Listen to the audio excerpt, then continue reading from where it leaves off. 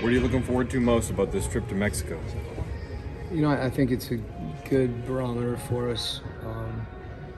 After losing a couple, then winning a couple, there's always a tendency to have slippage, and to be on the road and to kind of fight that process, and against some tough competition and some difficult places to play. With someone like DeAndre Hunter, like offensively, he can do a lot of things, but he's always playing off the other great players that he's playing with. He looks maybe more comfortable now than he's ever looked before. What's working for him in terms of finding what works best for him?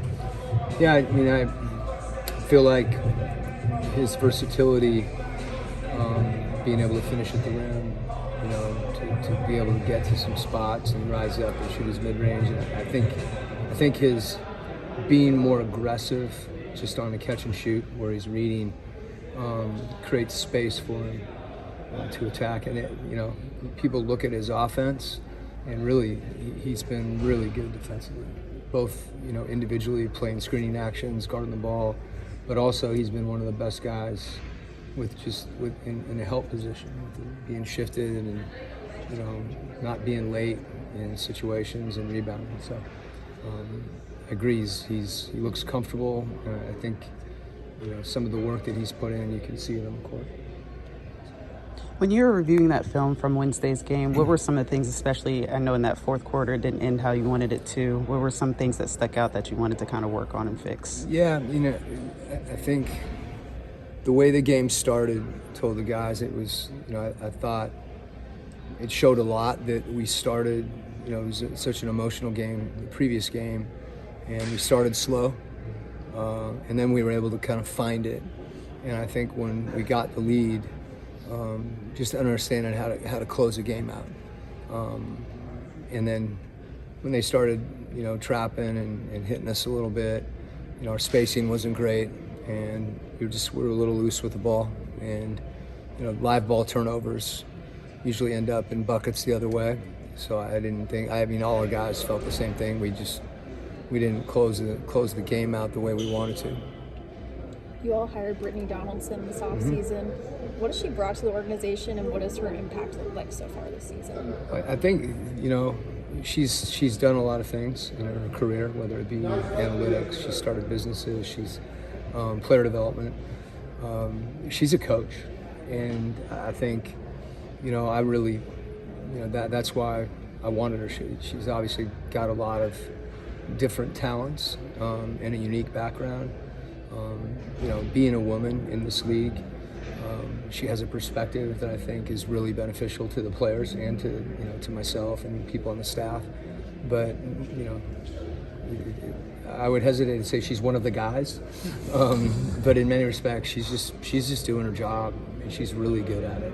And she's her acumen and the perspective that she has on the game from a tactical standpoint, to me, is elite. And the thing that she's able to do also is kind of ferret out situations on the analytical side, and then understanding how they apply to how we're playing and what we can do. She had a drill the other day that was a new drill for us, and it was great, and it involved us getting contests and some things that we needed to work on as a group in competition. And that's something that I'm not surprised. I think she's really good. Coach, this kind of goes to the art of what you do during a game, but you touched on the other night how the rotation, you might have it in your head what you want to do during the game, but as the game unfolds, you've had done some flexibilities. Could you just talk about that a little bit more? Is that a feel? Is that something you're seeing?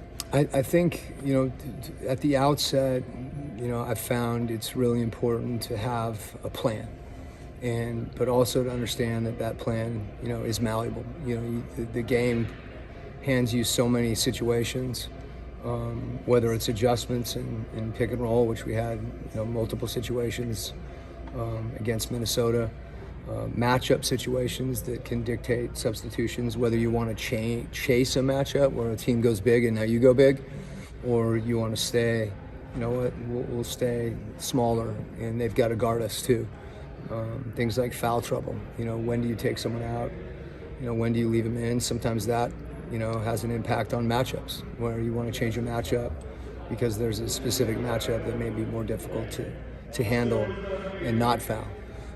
Things like the bonus, what do you run offensively to take advantage of the bonus? What players, Trae Young at the end of quarters, his ability to get fouled, is a weapon, and so there's so many things that go into it, and we talk a lot about it as a staff, and I think it's something that, we prioritize. And as I think I've mentioned this before, that, when your players, are amenable to those types of changes, one, it makes it easier as a coach to do it. And secondly, usually it's a sign of their ability to execute and their commitment to executing.